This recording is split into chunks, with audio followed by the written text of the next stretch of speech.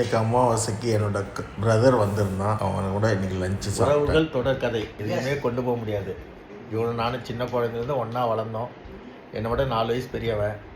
ஆனாலும் இவன் தான் எனக்கு க்ளோஸ். என் பெரியம்மா என்னை அவங்க பிள்ளையோட தான் என்னை பார்ப்பாங்க.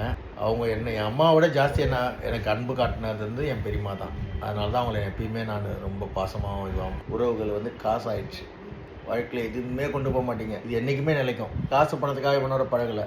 டோக்கன் ஆஃப் லவ், அன்பு. அவன் பெரிய ஆள், நான் சின்ன ஆள். என்னை பார்க்குறான், அவள் தான் விஷயம். ஆனால் இருந்தாலும் என் மேலே இருக்க அன்பால் ஓடி என்னை பார்க்குறான். நான் திட்டுவேன், கோவப்படுவேன். நான் என்னைக்கு இருக்கணும் அதே மாதிரி தான் இருக்கிறேன் இன்றைக்கி வரலாம். எங்கள் அம்மா தான் சொல்லும், நீ நல்லதை வச்சா நல்லது நடக்கும். நான் என் பெரியம்மாவை தான் சொல்லுவாங்க, அதுதான் கற்றுக் கொடுத்தாங்க. பிஸியான பிஸ்னஸ் மேன் என்னை பார்த்துட்டு போகிறான். இதுதான் அன்கண்டிஷனல் லவ். Good morning. இன்னைக்கு அமாவாசை, டியூஸ்டே.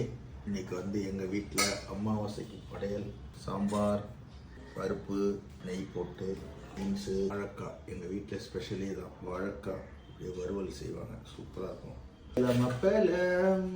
அப்பளம் சாப்பிட்றோம். பீன்ஸ் பொரியல், அப்பளம், சாம்பார், மோர்.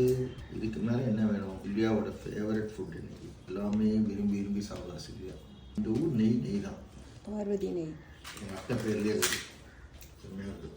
அப்பளத்தை வச்சு அப்படி போட்டு சாம்பார் தளத்தள்ள ஊற்றி சாப்பிட்டீங்கன்னா, வாழைக்காய் அப்படி மேலே வச்சு, பீன்ஸ் கொஞ்சம் மேலே வச்சு. எல்லார் வீட்லையும் காக்கா கூப்பிட்றாங்க. இருக்கும்போது கவனிச்சிருக்க மாட்டாங்க. அவங்க மேலே போனது எங்கே சபிச்சிட போகிறாங்கன்னு சொல்லிட்டு காக்காவை கூப்பிட்றாங்க, கோழியை கூப்பிட்றாங்க. மனிதனோட எண்ணங்கள் இருக்கும்போது யாரையும் பார்க்கறதில்ல. இல்லாத போது தான் காக்கா கூடையும் கோழிக்கிட்டையும் அவங்கள காட்டுற மாதிரி ஒரு ஐதீகத்தை வச்சுக்கிட்டு ஏமாற்றிட்டு இருக்காங்க உலகத்தில். டெய்லி தான் காக்கா கத்துது. டெய்லி போட்டால் என்ன உங்களுக்கு? ஒரு கரண்டி சாதம். எங்கள் ஊரில் வெள்ளைக்காரனுங்க அவங்க வீட்டு கார்டனில் கண்டிப்பாக பெஸ்ட்டு குருவி காக்காங்களுக்கு தொங்க விட்டுருவானுங்க.